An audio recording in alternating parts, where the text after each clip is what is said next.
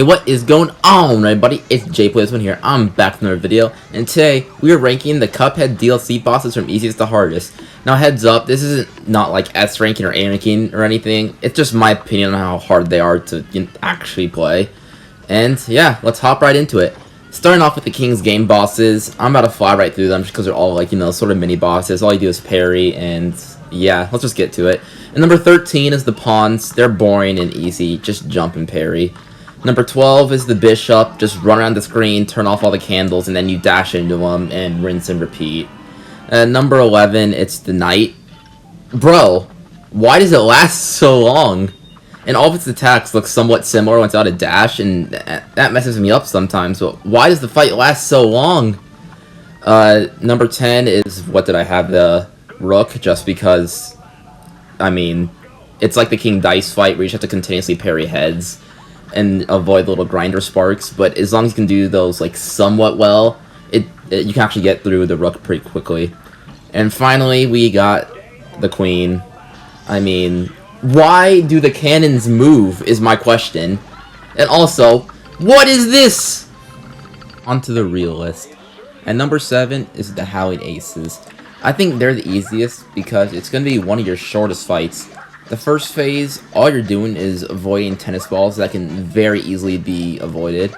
You're jumping over bones that the dog shoots out of his shoulder, and ducking balls from the cat that, I mean, and they even give you a very favorable bone to parry, so there's that. The second phase is a complete joke, but when you have the chase or the crack shot, because why wouldn't you use it on this phase? It makes it just that much easier that you should really never get hit in the second phase. And the only real challenge I would say is the third phase, with the dog that inverts your screen. So just make sure that you jump over the red bulls because they go low, while the yellow bulls go high. And for me, whenever the lasers are popping up, I can't see for sure which way they go. I can't react enough. I usually just duck, and it usually makes me miss the laser a lot. So my screen will only flip about 3 times before this boss fight's done with. Overall, I'd say it's the easiest one in the DLC. At number 6, we have the secret boss fight, Angel and Devil. Just use Miss Chalice or Smoke Bomb, lol. But in all seriousness, this boss fight becomes much easier with either of them. I also am kind of addicted to the crack shot right now, which makes it a lot easier. One of my tips that I would use is to just use Chalice and just roll through the fire line and the thunder cloud line just because the invincible roll. So your only real threat is the fireballs, which can still be a challenge when you're shooting 1,000 at a time. But you don't have to focus about the fire line switching in between water and fire. Why worry about that when you can just invincibly roll through it? But yeah, another reason that this fight would be so low on my list is just because there are no phases at all in this boss fight, which just shows how good it's not even the worst boss fight, and it doesn't even have any phases. I wouldn't say the worst boss fight.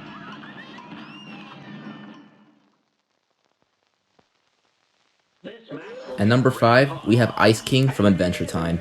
He's a fun boss to play against. I'm not a huge fan of the icicle people he shoots at you, but it's cool to see him slam a whale that takes up a sizable amount of the arena.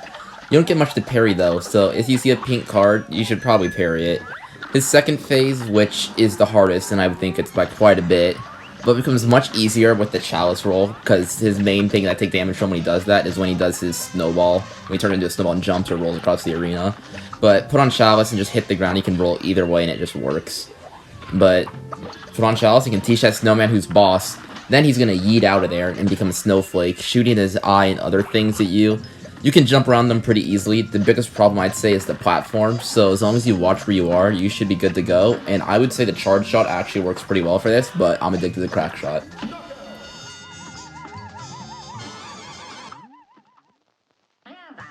At number 4, we have A Bug's Life.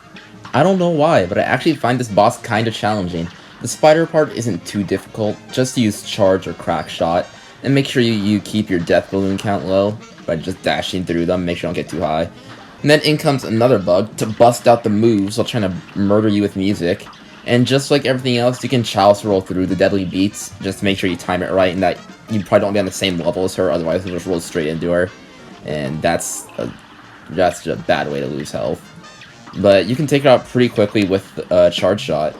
The Anteater is where I'm realizing where the hard part of this level is, or where this boss fight is.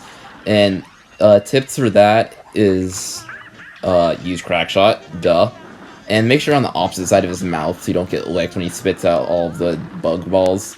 And just don't get tricked by the fake knockout and show that snail who the real boss is.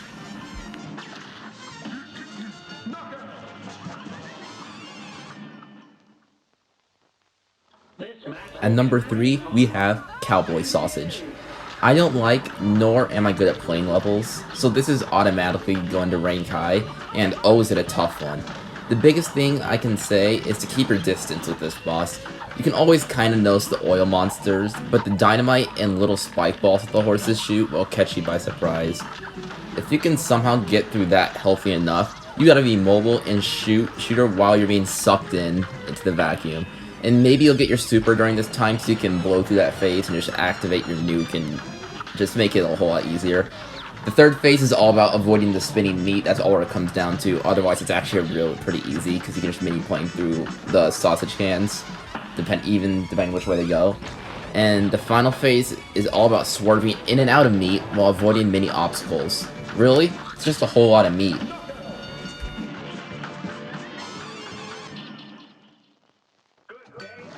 At number 2, we have Santa's long lost brother. The first phase is dumb. I don't like the 4 and the mini gnomes that can shoot you from it. I love everything else at the first phase though, like the geese and the cauldron that comes out of his mouth. You can get up in his face and deal really good damage. The second phase is just moving around hoping you don't get bodied by anything. Or you can just, stand under the puppet and shoot up. That works too, You're such a threat after that. This man decides to eat you. So he decided to shoot what's maybe his uvula that's somehow alive. So just avoid the dart things and parry the head when his tongue is out to reset all the heads, and you're good to go. It sounds a lot easier than what it is. Of course, unless you're using, Crack Shard Chaser, because that makes it a whole lot easier. I try using this as, like, Charge or Roundabout or something. But, yeah, it sounds a lot easier than what it is, which is why I do believe that he is the second hardest boss in the DLC.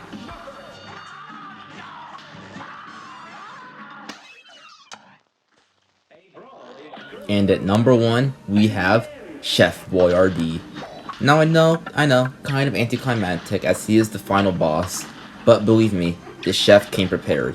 In the first phase, Boyardee has like 5 different things randomly shot at you at random patterns at random times, all with some random fireball there just to annoy you, and somehow it's always there when you land. It's super hard to get through the stage without getting hit. You know what weapon I like to use for this boss? Take a guess. That's right, it's the crack shot. The second phase has you avoiding leaves and stuff that somehow damage you, while shooting sneezing pepper cans, or pepper shakers. While that annoying fireball is somehow still there. Even after that, Boyardee decides he wants to be a figure skater and bounce around you. But that phase lasts for like 10 seconds, so there's not much to say on it. It's probably the longest fight out of all of them, because after this he goes into his final phase, which I don't even know what's going on. I just kept parrying the heart I kept shooting, and it kept working. But, like I said, it's kind of a long fight, but overall, it's probably my favorite boss fight. And you're not getting me to A-rank this guy anytime soon after what's going on in that first phase. But, yeah, guys, that was my list. And thanks, guys. I'll see you guys next time. Bye!